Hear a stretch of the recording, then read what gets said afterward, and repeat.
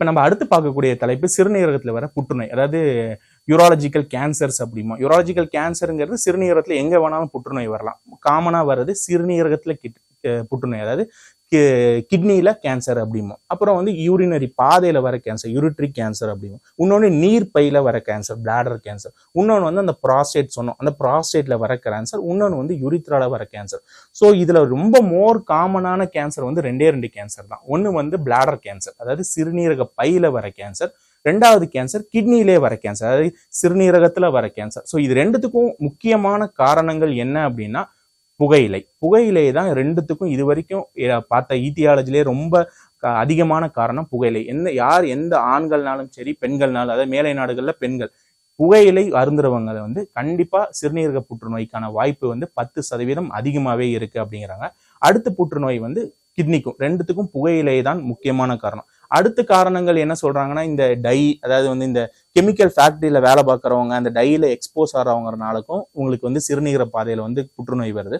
இது ரெண்டும் தான் முக்கியமான காரணம். அடுத்த காரணங்கள் வந்து ஜெனட்டிக், அதாவது வந்து பரம்பரையா தாத்தாக்கு இருந்திருக்கும், பாட்டிக்கு இருந்திருக்கும், பேரனுக்கு, இவங்களுக்குலாம் ஜெனட்டிக்காவே, அதாவது அவங்களோட மரபு வழியிலேயே சில பிரச்சனைகள் இருக்கிறதுனால கேன்சர் வரும். ஸோ அதனால வந்து புற்றுநோய் சிறுநீரகத்துல வந்து காமனான புற்றுநோய் வந்து நீர்ப்பை புற்றுநோய், இன்னொன்று வந்து சிறுநீரக புற்றுநோய். ஸோ நீர்ப்பையில வர புற்றுநோயோட ஃபர்ஸ்ட் அறிகுறி என்னன்னா சிறுநீரகத்துல ரத்தம் வரும். ஸோ அதனாலதான் எப்பயுமே சொல்றோம், சிறுநீரகத்துல ரத்தம் வருதுன்னா அசால்ட்டா இருக்கவே கூடாது. அதாவது சின்னதா ரத்தம் தானே போகுது, அதுவும் வலியே இல்லாம சிறுநீர்ல ரத்தம் போகுதுன்னா ரொம்ப ரொம்ப ரொம்ப ரொம்ப கேர்ஃபுல்லா இருக்கணும். உடனடியா மருத்துவரை போய் பண்ணணும். வலியோட ரத்தம் வர்றது கூட ஏதாவது கிருமி தொற்றா இருக்கலாம், இல்ல கல்லா இருக்கலாம், பிரச்சனை இருக்காது. ஆனா வலியே இல்லை, யூரின் போறோம், அப்படியே சிகப்பா போகுதுன்னா அது வந்து ரொம்ப கேர்ஃபுல்லா இருக்கணும். உடனே மருத்துவரை அடங்கி அது வந்து புற்றுநோயா இருக்காங்கிறத முதல்ல டெஸ்ட் பண்ணிடணும்.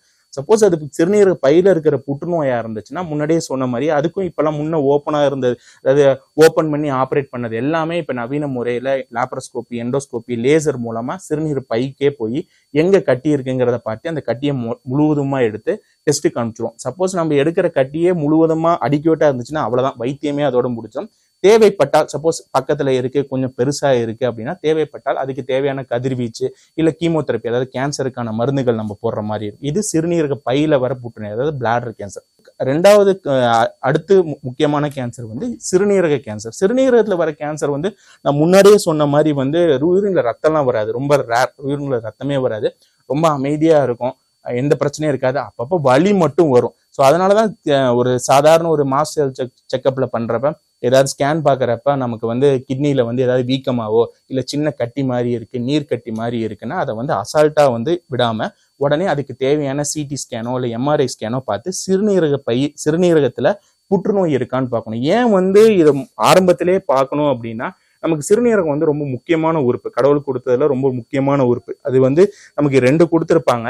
ஆரம்ப கட்டத்திலேயே இந்த சிறுநீரக புற்றுநோயை பார்த்துட்டோம், அதாவது உதாரணத்துக்கு ஒரு 2 சென்டிமீட்டர் தான் இருக்கு, ஒரு 3 சென்டிமீட்டர் தான் இருக்குன்னா சிறுநீரகத்தை முழுவதுமா எடுக்கணும்னு கிடையாது. முன்னாலாம் சிறுநீரகத்தை கேன்சரா மொத்த கிட்னியை எடுத்துருங்க அப்படின்னாங்க.